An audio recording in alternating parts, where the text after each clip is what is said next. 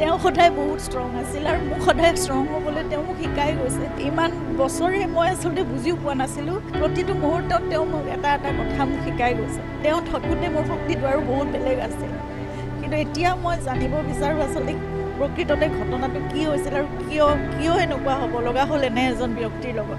জুবিন দা অবিহনে 11টা দিন। গৰিমা গাৰ্গৰ জীৱনৰ আটাইতকৈ ডাঙৰ দুখ থাকি গ'ল। তেওঁ জুবিন দাৰ লগত ছিংগাপুৰ যাব নোৱাৰিলে। তেওঁৰ লগত থকাহেঁতেন আজি এই দিন নাহিলেহেঁতেন। প্ৰাণৰ শিল্পীগৰাকীক অসমে হেৰুৱাবলগীয়া হ'ল।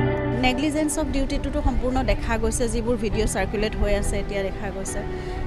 জুবিন একেবাৰে সম্পূৰ্ণভাৱে তেওঁ এক্সজষ্টেড হৈ গৈছিল। সেই সময়খিনিত আকৌ লাইফ জেকেট নোহোৱাকৈ সাঁতুৰিবলৈ পানীত এৰি দিয়া, এই বস্তুবোৰ আমি আচলতে বহুত দেৰিকৈ দেখিছোঁ। 6-7 দিন যোৱাৰ পিছত আমি এইবোৰ ভিডিঅ' দেখিছোঁ। আৰু শেষৰ সময়টোত সেই ভাগৰুৱা সময়টোত চাগে মই মানে ভাবিব নোৱাৰোঁ তেওঁৰ বুকুখনে তেতিয়া কি বিচাৰিছিল আৰু তেতিয়া তেওঁ চাগে মনত কেনেকুৱা এটা অৱস্থা হৈছিল। কিন্তু তেওঁ থাকোঁতে মোৰ শক্তিটো আৰু বহুত বেলেগ আছিল। কিন্তু এতিয়া মই জানিব বিচাৰোঁ আচলতে প্ৰকৃততে ঘটনাটো কি হৈছিল আৰু কিয় এনেকুৱা হ'ব লগা হ'ল এনে এজন ব্যক্তিৰ লগত।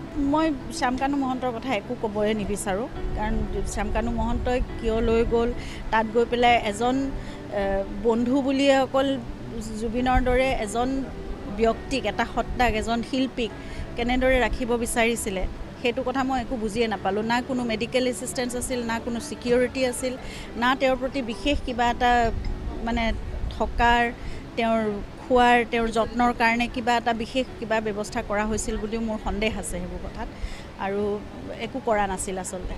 আৰু শেষ মুহূৰ্ততটো দেখা গৈছে তাত যিসকল উপস্থিত আছিল, সিদ্ধাৰ্থই হওক, শেখৰে হওক, বা তাত উপস্থিত যিসকল অসম এছ'চিয়েশ্যনৰ যিকেইজন মেম্বাৰ আছিল, তেওঁলোকে জুবিনৰ কোনো সেই একদম ভাগৰুৱা অৱস্থাটো তেওঁক আচলতে আঁতৰাই আনিব লাগিছিল। সেই সময়ত তেওঁক পানীত নামিবলৈ দিয়াৰ কোনো কথা নাছিল।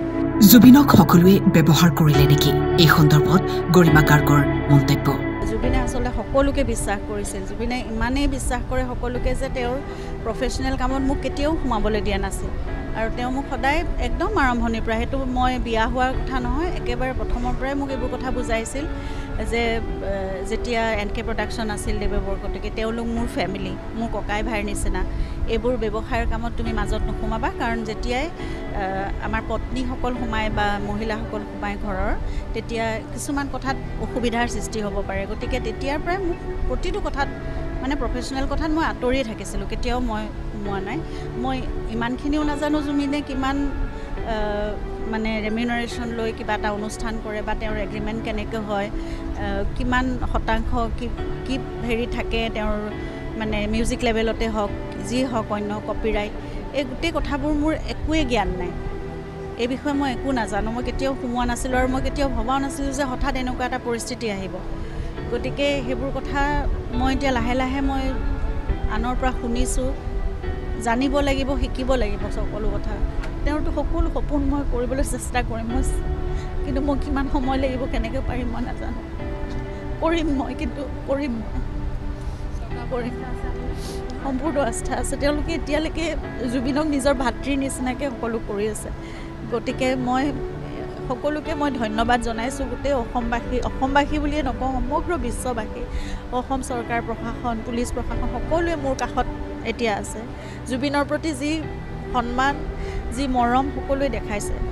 গতিকে মই ভাবোঁ অনাগত দিনবোৰতো এই গোটেই যিমানবোৰ সমস্যা আছে বা মই নজনা কথা আছে, এই গোটেই কথাবোৰত মই সকলোৰে পৰা সহায় সহযোগ পাম।